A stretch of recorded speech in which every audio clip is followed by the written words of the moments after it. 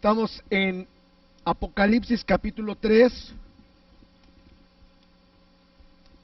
versículo 7. Y estamos hablando ahí de las 7 iglesias. El día de hoy hablaremos acerca de esta iglesia Filadelfia, que creo que de las 7 iglesias es la menos mencionada, a veces la menos compartida. Y al estar estudiando un poco acerca de esta iglesia, hay muchas cosas muy hermosas, pero también espero que el Espíritu de Dios me dé la oportunidad de poder ser claro para dejar el mensaje de lo que Él quiere para nosotros. Dice la Escritura en el versículo 7, escribe al ángel de la iglesia, es decir, al pastor de la iglesia en Filadelfia.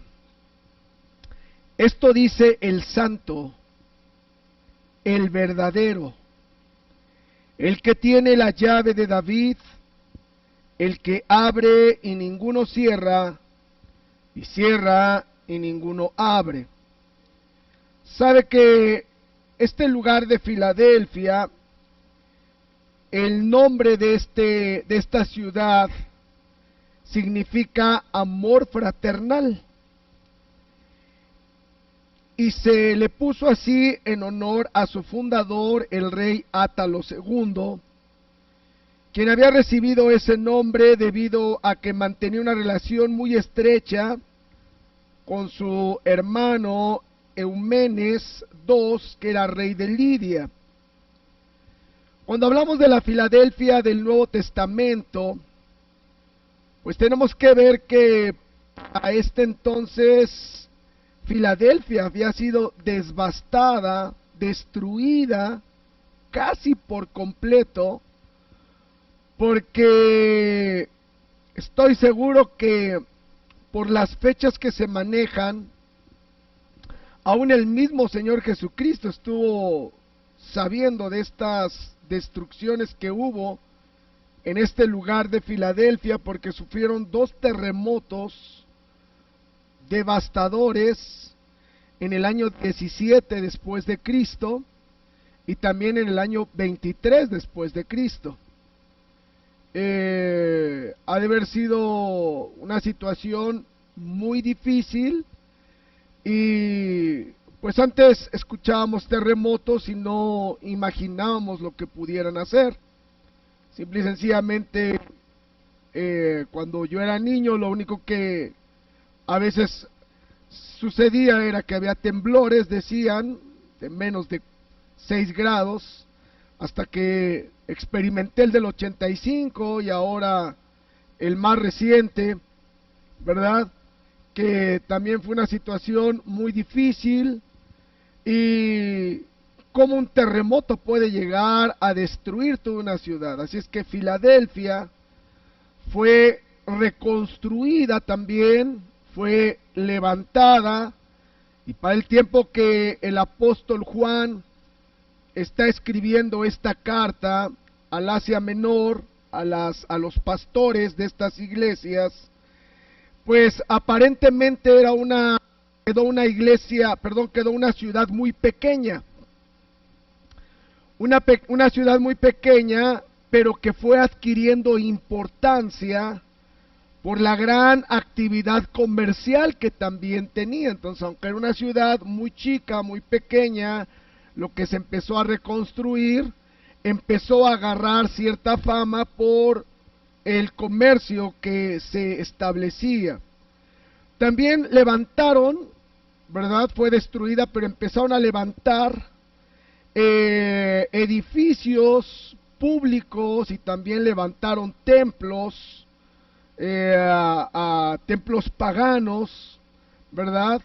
Y entonces los empezaron a hacer de una manera tan hermosos que también a esta ciudad o a este lugar de Filadelfia se le conocía como la pequeña Atenas.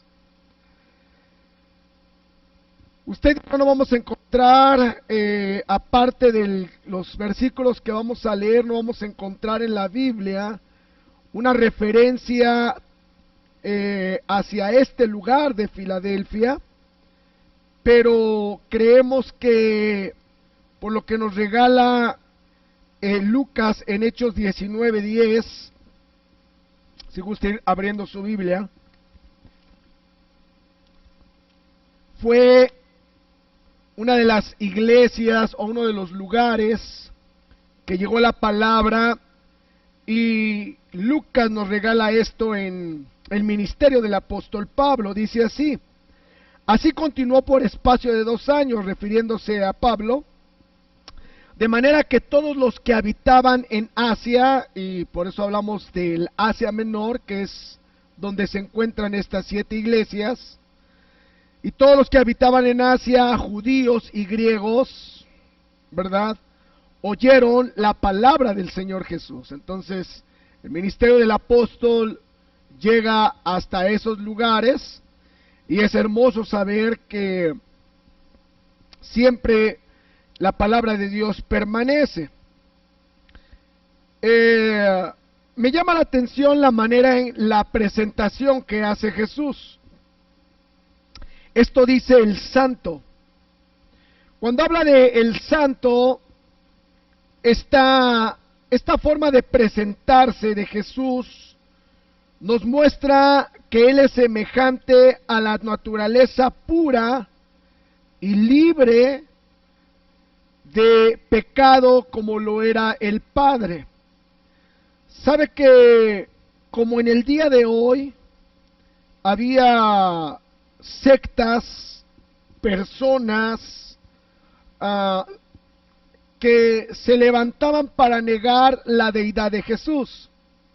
Eso lo observamos desde el ministerio de Jesús, pero había acrecentado todo esto. La forma en que entonces se presenta el Señor como el Santo nos lleva a entender que no fue un ser creado, sino que es el mismo Dios. Observe usted lo que los demonios declararon ahí en Marcos 1:24, pasaje que acabamos de leer casi, del Gadareno, diciendo: ¿qué tienes con nosotros, Jesús Nazareno? ¿Has venido para destruirnos? Observe usted lo que dicen: sé quién eres, el Santo de Dios. O sea, los mismos demonios saben a quién se estaban enfrentando. No se estaban enfrentando al hombre como tal. Sabemos quién eres, ¿verdad? Jesús Nazareno. ¿Qué tienes contra nosotros, Jesús Nazareno?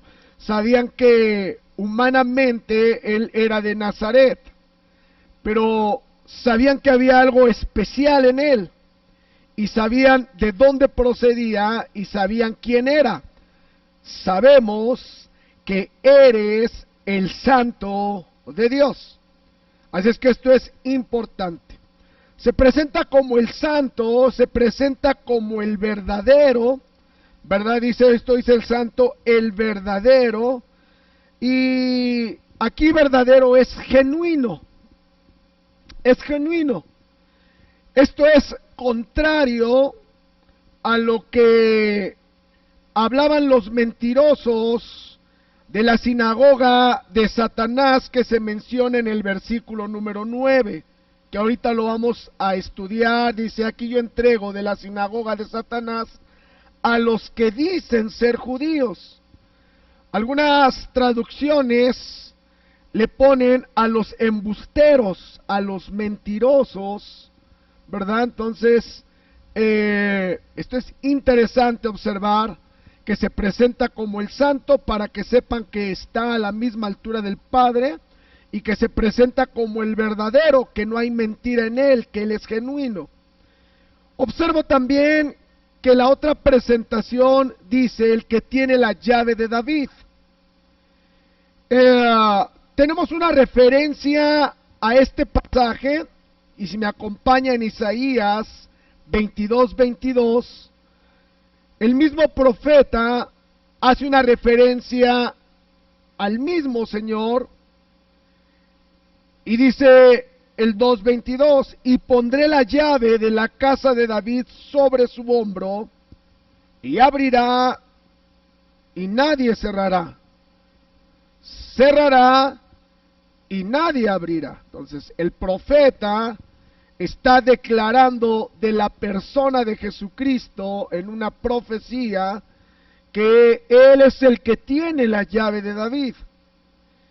Cuando habla de las llaves, habla de autoridad. O sea, Él tiene toda la autoridad para mostrar y para enseñarnos que cuando Él cierra, nadie puede abrir. Y cuando Él abre, nadie puede cerrar. Porque Él tiene la autoridad y nadie más. Así es que le está diciendo a la iglesia de Filadelfia: yo soy el santo, soy el genuino, pero también soy el que tiene la llave de David.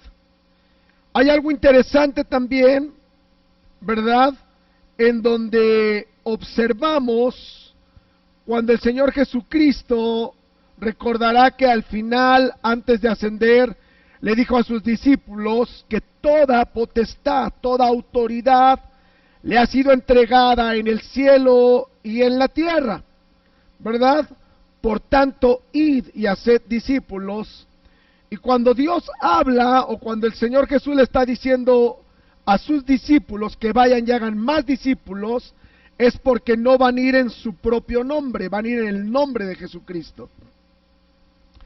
Recuerde usted que ya en el ministerio de Jesús los había mandado, dándoles la autoridad, y no solamente a sus 12 discípulos, sino después a 70, o como en otras versiones hablan de 72, les dio la autoridad, y cuando salen con la autoridad del Señor, ellos se maravillan de cómo los demonios se sujetaban en el nombre de Jesús, porque les había dado la autoridad. Ahora esa autoridad está implícita en cada uno de los que somos creyentes. Marcos, al final de al final del Evangelio, nos regala y dice: estas señales seguirán a los que creen, a los que son creyentes, a los que son discípulos de Jesús. En mi nombre echarán fuera demonios, hablarán nuevas lenguas, y mostrando que Él nos ha entregado a nosotros autoridad. Hay algo también interesante acerca sobre la llave de David, porque también cuando hablamos de la llave de David, se trata de la llave que lleva a la salvación y a la bendición eterna. Entonces, hay algo importantísimo que usted y yo podemos comprender.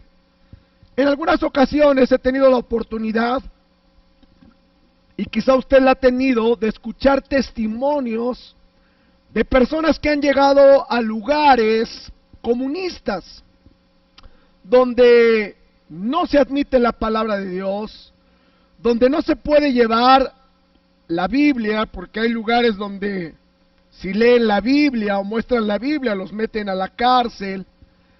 Pero qué interesante es escuchar a aquella gente que le cree a Dios, y que aún en esos lugares donde parecería que no se puede penetrar con el Evangelio, es interesante ver cómo Dios guarda a sus misioneros, guarda a sus siervos, y cómo la palabra de Dios se puede introducir y puede llegar a esos lugares. Por una razón, porque el que tiene la llave para abrir es Él. No lo determina migración, lo determina Él, porque Él tiene la llave de David, y cuando Él quiere que vayamos y prediquemos la palabra, para Él nada es imposible. Vamos al versículo 8, ¿verdad? Y es algo interesante, porque juntamente con Esmirna, Filadelfia es la segunda iglesia que no tiene ningún reproche de parte del Señor. Entonces dice el versículo 8: yo conozco tus obras, he aquí he puesto delante de ti una puerta abierta. Recuerde que el que abre nadie la cierra, y el que cierra nadie abre. Entonces observe usted lo que le está diciendo: he aquí he puesto delante de ti una puerta abierta, la cual nadie puede cerrar. Porque aunque tienes poca fuerza, has guardado mi palabra y no has negado mi nombre. Una vez más, cuando observamos que la Escritura dice, conozco tus obras, por si usted no sabía, Jesús está bien enterado de lo que hago, de lo que hace, ya sea lo bueno o lo malo, ¿verdad? Él lo conoce, y así tenemos que entender que aún Él sabe lo que hacemos y lo que dejamos de hacer. Él tiene todo el conocimiento de nuestra persona. Por eso es importante que hoy reflexionemos los que estamos escuchando la palabra para saber si estamos en el servicio o no estamos en el servicio a Dios. Esta cuarentena no es para flojear. Esta cuarentena no es para levantarnos a las 5 de la tarde, a las 3 de la tarde, a las 12 de la tarde. Esta cuarentena es para guardarnos en casa, pero para no perder comunión con Dios. A mí me agradaría, como pastor de la gente que asiste a este lugar, me agradaría que cuando pase todo esto, pudieran acercarse a mí para decirme, los servidores, los líderes, pastor, tuvimos una comunión con Dios, hemos estado platicando con Dios, y Dios nos ha mostrado esto. Qué hermoso. Me agrada enterarme que no solamente estamos transmitiendo aquí, hay personas que están teniendo reuniones a través de la tecnología. Me estaba agradando lo que escuché hace un momento, de que algunas maestras de niños están mandándoles tarea a sus niños a través de la red de WhatsApp. Y eso es importante porque eso me muestra que no estamos durmiendo, sino que de alguna manera estamos procurando dar alimento a la gente. Y eso es lo que estoy observando en esta parte, porque Él conoce las obras, sabe lo que hacemos, sabe lo que no hacemos, sabe lo que dejamos de hacer, y Él conoce la actitud que tenemos ante todo esto. En este caso se refiere, ¿verdad? Cuando el Señor le dice, conozco tus obras, se refiere a obras excelentes, ya que usted alcanza a observar que dice, has guardado mi palabra y no has negado mi nombre. El guardar la palabra entendemos de una manera hermosa que no es tenerla escondida, sino atesorarla. Eso significa guardar, la hemos atesorado. No leo por leer, escudriño la palabra. No leo para poder reportar y decir, sí leí mi capítulo. Leo para que Dios me hable y decir, Señor, ¿de qué me quieres hablar? Y es importante que todos los días Dios nos habla.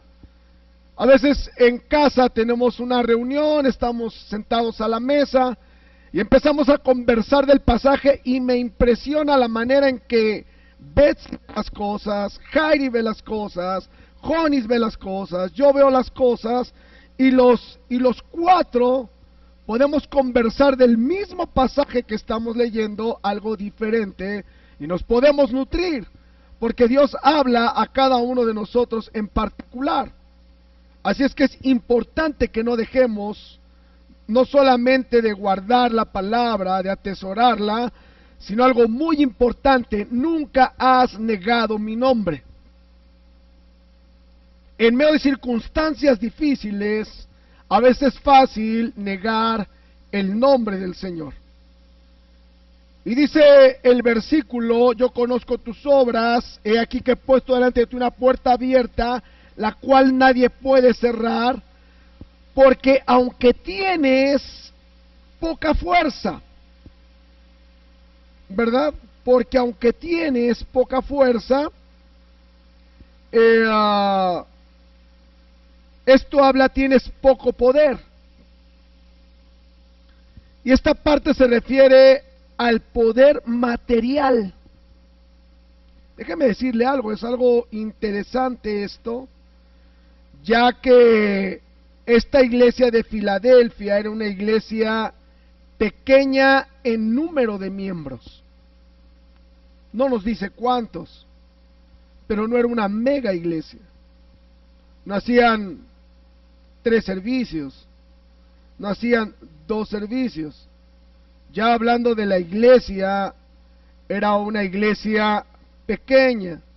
Por eso habla y le dice: tienes poca fuerza o tienes poco poder, porque no solamente hablamos de una pequeña iglesia, sino económicamente estamos hablando de una iglesia que podríamos decir pobre. Es algo que muchas veces no podemos entender, porque no el que es rico no va a heredar, y no el que es pobre por ser pobre va a heredar. Son conceptos que a lo mejor mucha gente se ha formulado. Hay ricos que ponen toda su confianza en Dios, y esa gente entonces no está confiando en lo que tiene, está confiando en Dios. Así es que aquellas personas que tienen riqueza y que ponen primeramente a Dios por sobre todas las cosas, por supuesto que hay gente salva. Hay gente pobre, ¿verdad?, que tiene amor por Dios, y por eso Dios los utiliza. Pero hay gente pobre que tampoco quiere nada con Dios. Así es que esto es solamente para dejar algo muy claro, no porque Filadelfia sea una iglesia con pocos miembros y sea una iglesia con pobreza, no por eso el Señor la alaba. No se trata de ser pobre, de ser rico, se trata de comprender quién es la prioridad. Y en este caso hay algo muy importante que debemos de comprender. ¿Sabe que esta iglesia se distinguía por evangelizar? ¿Sabe que esta iglesia se distinguía por hablarle a la gente de Cristo? Y yo le pregunto a usted, me pregunto a mí, estaba preguntándome, y en este tiempo, ¿cómo puedo evangelizar? No nos dan oportunidad de salir a la calle a predicar. No tenemos la oportunidad de subirnos al metro, al metrobús, a las combis, a los peceros. No tenemos la oportunidad de hacerlo. ¿Cómo puedo evangelizar? Con tu testimonio, con tu manera de ser, con tu manera de comportarte. Yo quiero preguntarme a mí, quiero preguntarle a usted, hermano, la gente que nos está rodeando, nuestros vecinos que están alrededor, las personas cercanas a nosotros, ¿qué están viendo en mí, en mi actitud delante de Dios? ¿Desesperación? ¿Qué están viendo en mí? ¿Queja? ¿Qué están viendo en mí? Esa es la forma de hablarles, esa es la forma de enseñarles, esa es la forma de que no podemos enceguecernos, no podemos decir no pasa nada. No, sí, nos ha afectado a todos nos ha pasado a afectar. Pero ¿sabe cuál es la actitud que debemos de tomar? Nuestra actitud de confianza. Entiendo por qué el Espíritu de Dios llevó a Jonis para llevarnos a un tiempo de oración más que de alabanza, a un tiempo de reconocer a Dios cómo estamos trabajando. ¿Sabe por qué? Porque no podemos salir a predicar, pero con nuestra actitud y con la manera en que lo podemos hacer y realizar, le estamos dando el mensaje a toda esa gente que nuestra confianza está puesta en Dios. No necesitamos de grandes recursos, solamente necesitamos entender que aunque tengamos poca fuerza, Él está con nosotros. Hermano, ¿usted alcanza a entender lo que hizo Gedeón con 300 hombres? ¿Usted alcanza a comprender que solamente bastó lo poco para que Dios pudiera derrotar a lo mucho? Porque así es Dios. Uno de nosotros puede hacer huir a 1000, 2 a 10,000. Esas son las matemáticas de Dios. Las matemáticas mías son 1 a 1000, 2 a 2000. El Señor dice 1 a 1000, 2 a 10,000. Nada tiene que ver. Porque tenemos que entender algo, que el que pelea por nosotros es Él, y el que está a favor de nosotros es Dios. No quiero que usted lo olvide, yo no lo quiero olvidar, sino yo lo quiero tener bien presente. Ahora, yo encuentro aquí 4 promesas o 4 recompensas que Dios le da a esta iglesia de Filadelfia. La primera la encontramos en el versículo 9. He aquí yo entrego de la sinagoga de Satanás a los que se dicen ser judíos y no lo son, sino que mienten. He aquí está la primera promesa: yo haré que vengan y se postren a tus pies y reconozcan que yo te he amado. ¡Wow! Esa es una recompensa hermosa. Mire, a diferencia, ¿verdad? A diferencia con que Él es verdadero, que es la manera en que se presenta Jesús, el santo, el verdadero, aquí se menciona a judíos de raza. Entonces, yo podría entender o debería entender que si alguien debería estar a favor del Mesías, eran los judíos. Es increíble observar que en la muerte de Jesús, no fueron los judíos los que se dieron cuenta, fue el centurión el que dijo, verdaderamente este es el Hijo de Dios. No fueron los judíos los que se dieron cuenta que Él había venido para ser rey.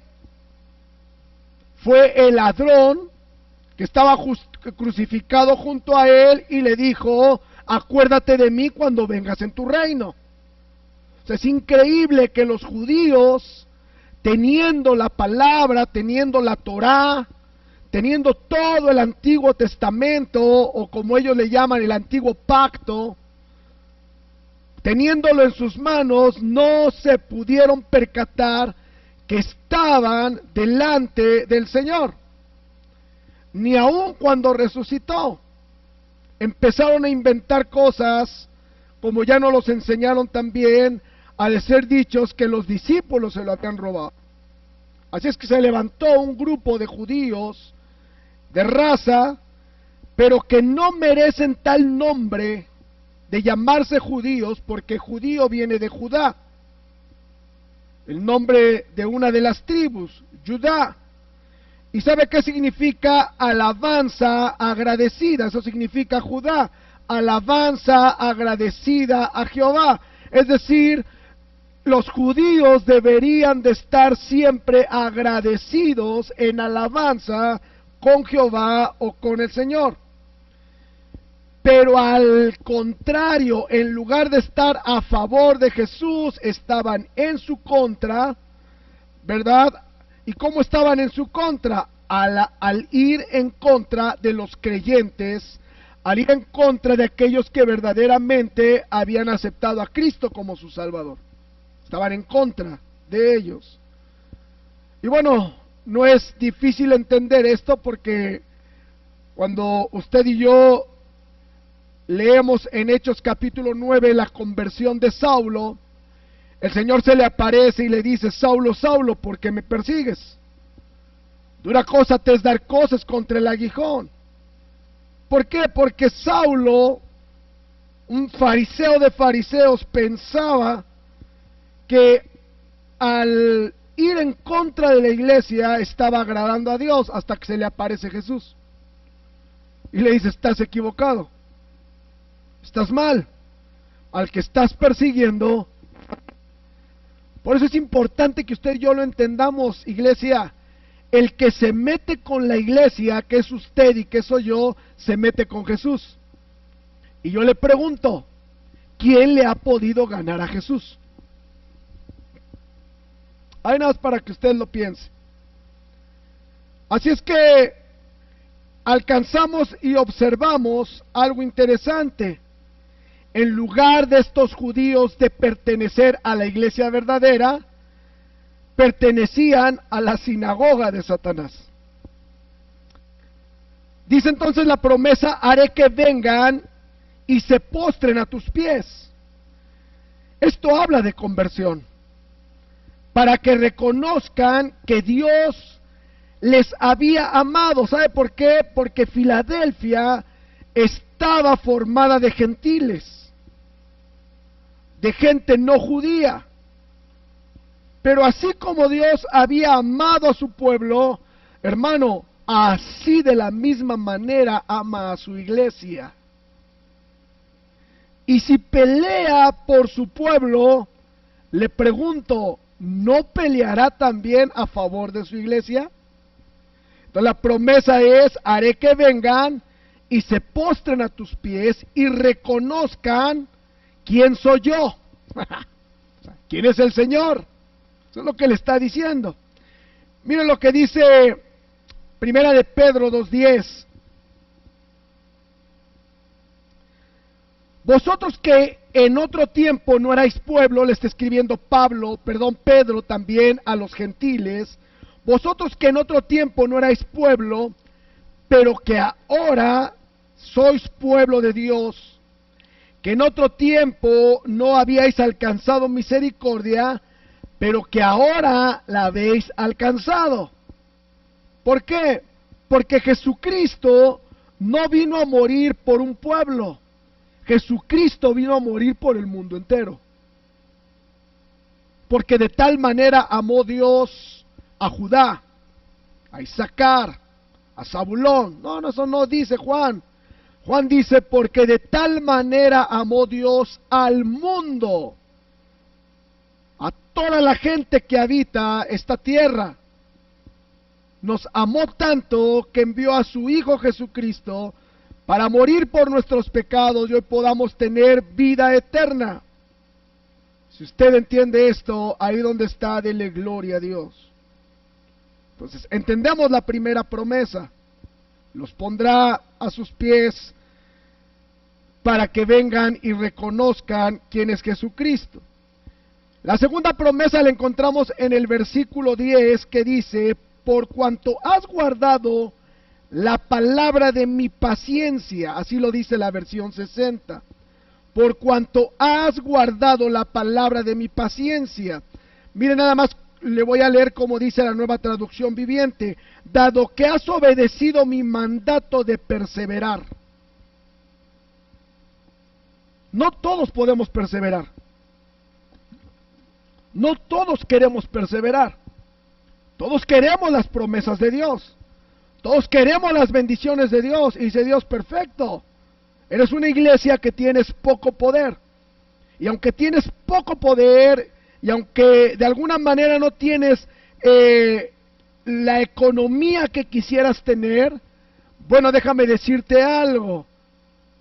Quiero felicitarte porque has obedecido mi mandato de permanecer, de perseverar, pase lo que pase y suceda lo que suceda. Esto tiene que ver conmigo, esto tiene que ver con usted, esto tiene que ver con el tiempo que estamos viviendo. Esta situación tan difícil. ¿Quiénes vamos a perseverar?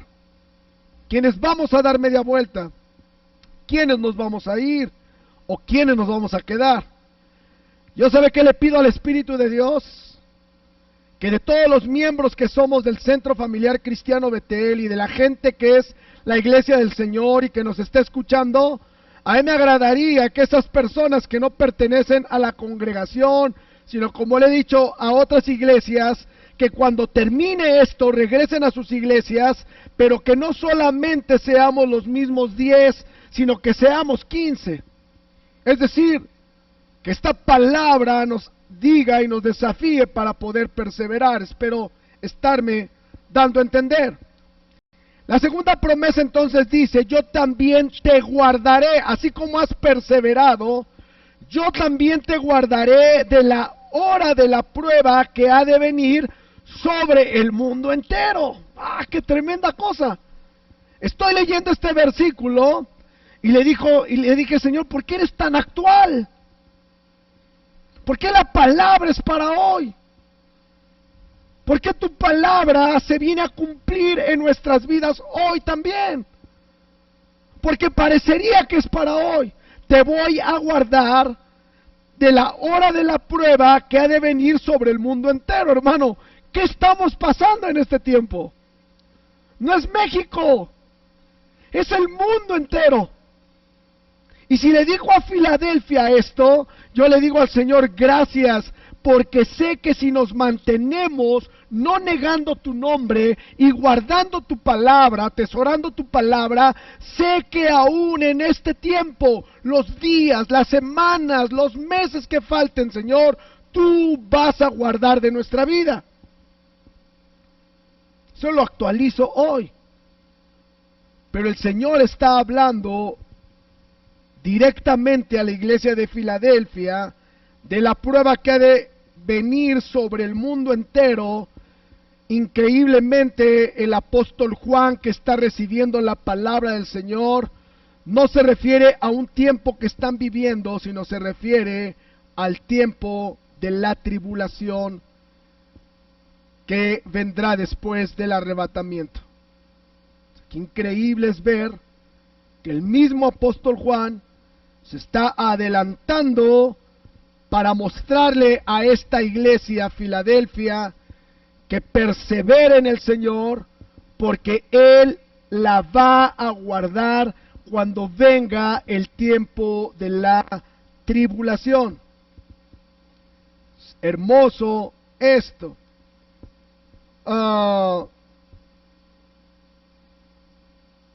Versículo 11 dice, he aquí yo vengo pronto. Retén lo que tienes para que ninguno tome tu corona. ¿Qué es pronto para el Señor? Bueno, dice que cuando la palabra de Dios menciona yo vengo pronto, tiene el tono de urgencia y rapidez, es decir, yo tengo urgencia de venir.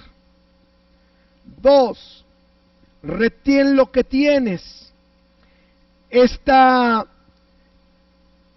palabra retén está en singular, no es retengan, es retén, está en singular. Y esto señala la necesidad de estar siempre aferrado a la lealtad que siempre ha tenido la iglesia de Filadelfia, en guardar su palabra y en no negar su nombre. Espero que el Espíritu de Dios nos permita observar que, hermano, en este tiempo estamos siendo probados por Dios. Mire, me voy a desviar tantito de esto porque así de hecho esta cita no se la di a Fava, pero Deuteronomio 8:2 apenas lo leíamos hoy en el tiempo con Dios.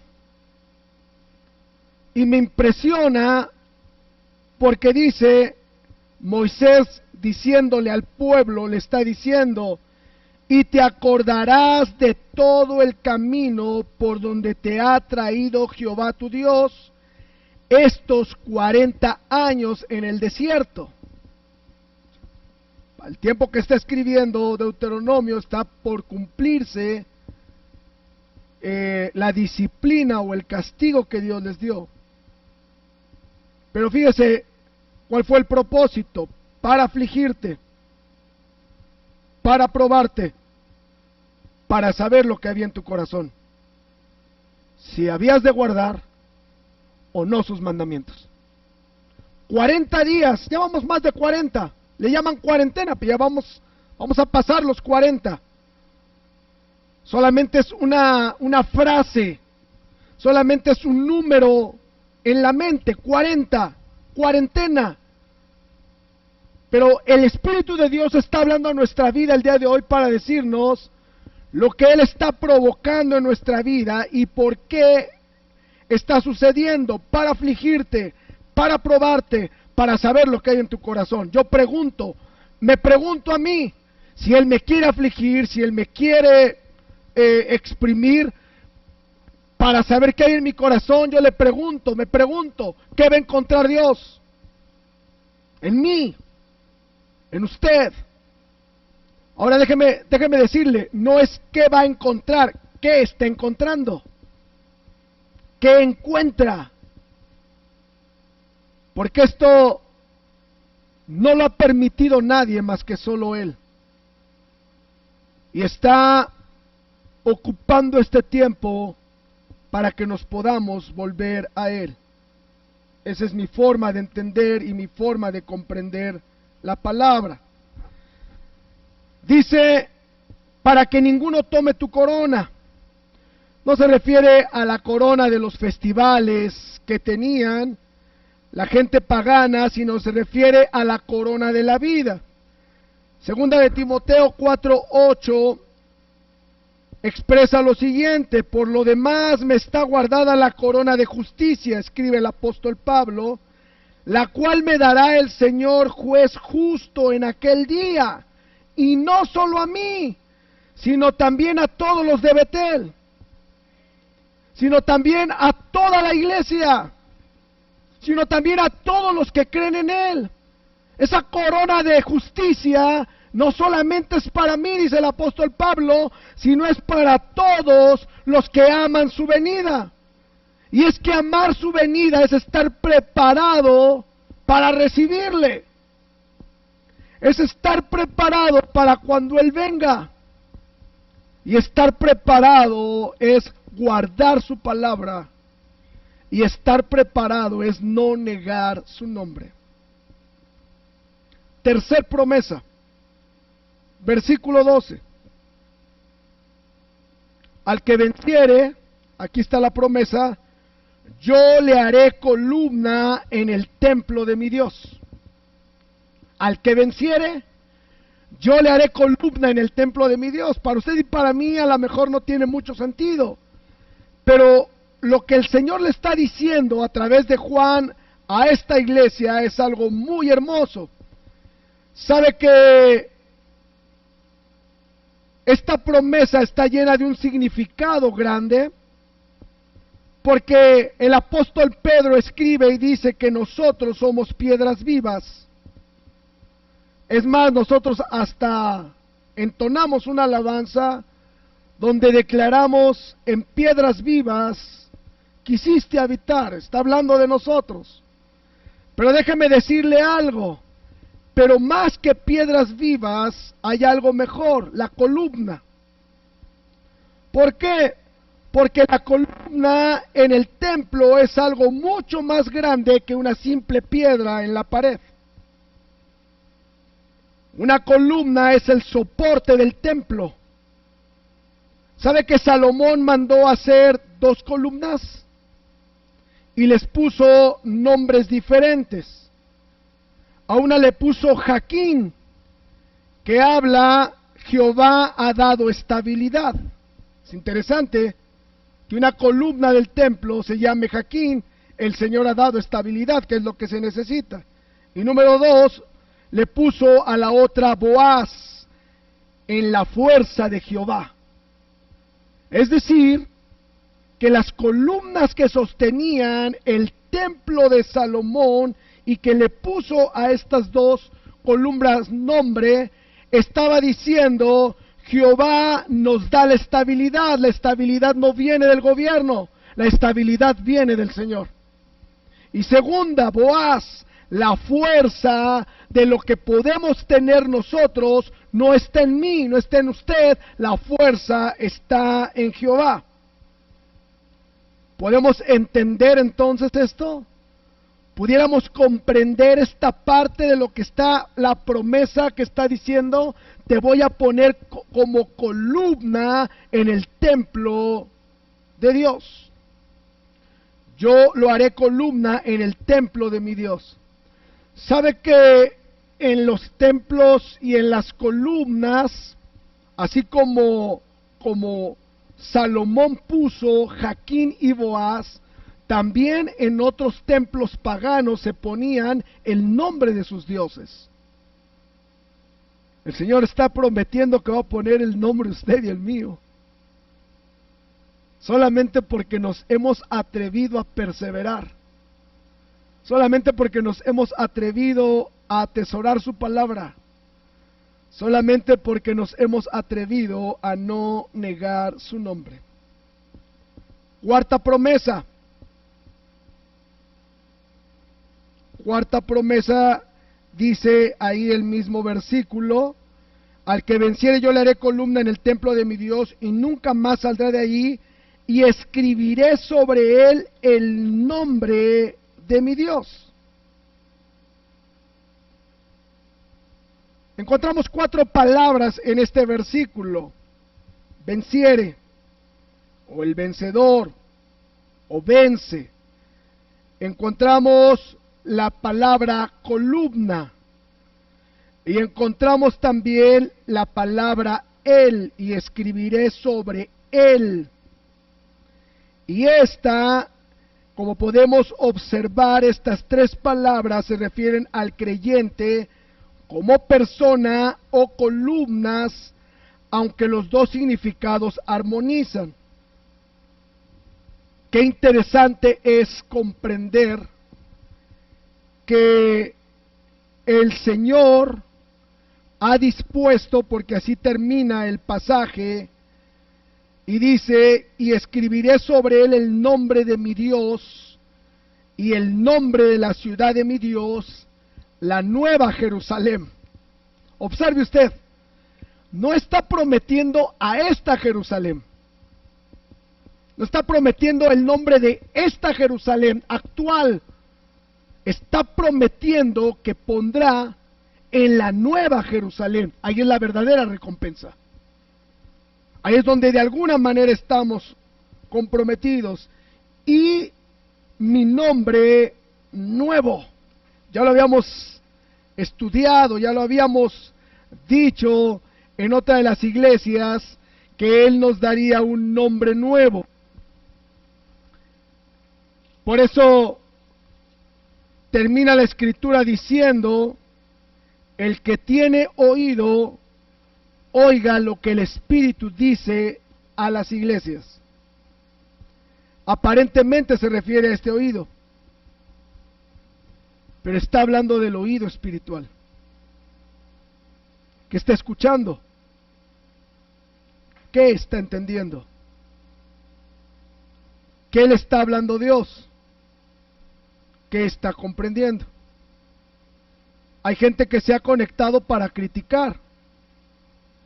Hay gente que se ha conectado solamente para hablar mal. Pero yo pregunto a usted y me pregunto a mí, ese es el oído que tiene esa gente. Un oído en donde la palabra no ha penetrado. Pero le pregunto a usted, ¿usted tiene el oído espiritual para entender lo que Dios nos ha estado hablando durante este tiempo? Hemos tenido el oído espiritual para comprender que Él está a favor de nosotros. Si no lo ha entendido, yo le pido al Espíritu de Dios que hoy abra su entendimiento y que pueda quitar toda la cerilla, todo el cerumen del oído espiritual, para que la palabra de Dios pueda penetrar.